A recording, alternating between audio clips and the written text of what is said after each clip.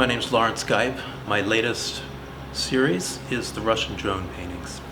The Russian drone paintings conceptually smash together three areas of interest I have as an artist: painting, history, and the issues that face us as a contemporary society, like the environment. In this series, I use the genre of landscape, which has a problematic history given its investment in colonialism, but as a frame, it has a wide access to a lot of issues that I'm interested in: surveillance, the Anthropocene, and how climate change and technology have put us at this precipice, this crisis in our society. For me, the conversation about landscape becomes more interesting when we consider the point of view. Who's taking the picture? What I'm doing in this series is freeze-framing Russian state television footage that's taken by drones.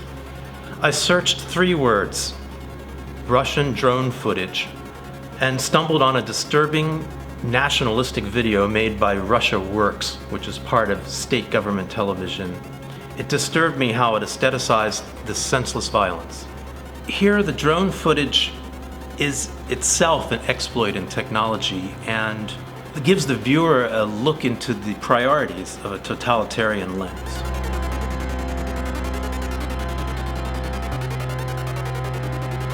Growing up, I remember visiting this painting at the National Gallery of Art called The River of Light by Frederick Church. I didn't learn until years later that the whole painting was a construction, that he never went to the place, that he just used photos and clippings in his studio. So why not use drone footage? It's almost the same thing. My work in progress at the moment is of the town of Pripyat. It's an image of a place that's uniquely served by a drone because people are not safe there. Once it was the picture-perfect factory town. Pripyat housed the workers for Chernobyl. The last time this carousel turned was in 1986. According to scientists, that means it's only 19,000 years until it's safe to use again. This carousel is an iconic symbol to me of our folly and how the incompetence of an authoritarian power leaves nothing but ruin. I started using footage from this network as sources for paintings.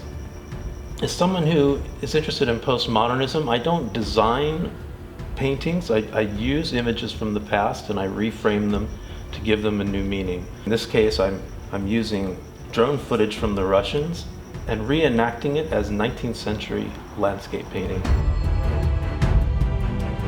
This image is from the last drone pass of a building called the Halvernskaya Hospital. It was abandoned, I think in the very late 70s, about 90% finished, and just stayed there for decades and decades. A whole ecosystem grew up around it. Television shows were filmed in it, and it had a whole narrative life. And then they just wrecked it down.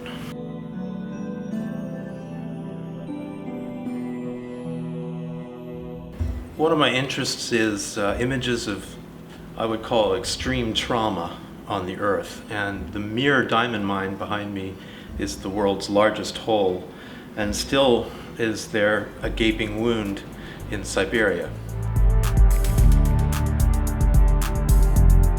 This painting is taken by Russian television of a ghost town, probably about 100 years old, kind of melting into this mountain in the Caucasus. But terrorist cells apparently use them, and so they're under constant surveillance, and occasionally they discover new ones, as it was the case with this particular image. I think here is where I delve a little bit into the Anthropocene and those issues.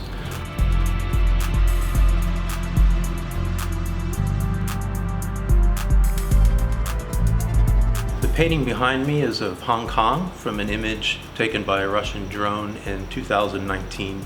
The figures you see at the very bottom of the canvas are pro-democracy protesters that have been chased out of Hong Kong, and they're camping on a place called Lantau Peak. An image like this, for me, has all the elements of an epic landscape painting. It has the color and the vistas and the sense of the terror of the sublime, if you will. I think that it comes together now in an image that's only a year old, just before COVID, that this drone passed over Lantell Peak.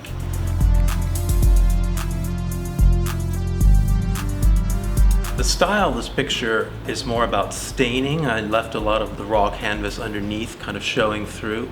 Generally, I build paintings up and construct them through many layers. With this one, I tried to hold back and kind of let the light of the canvas shine through a little bit.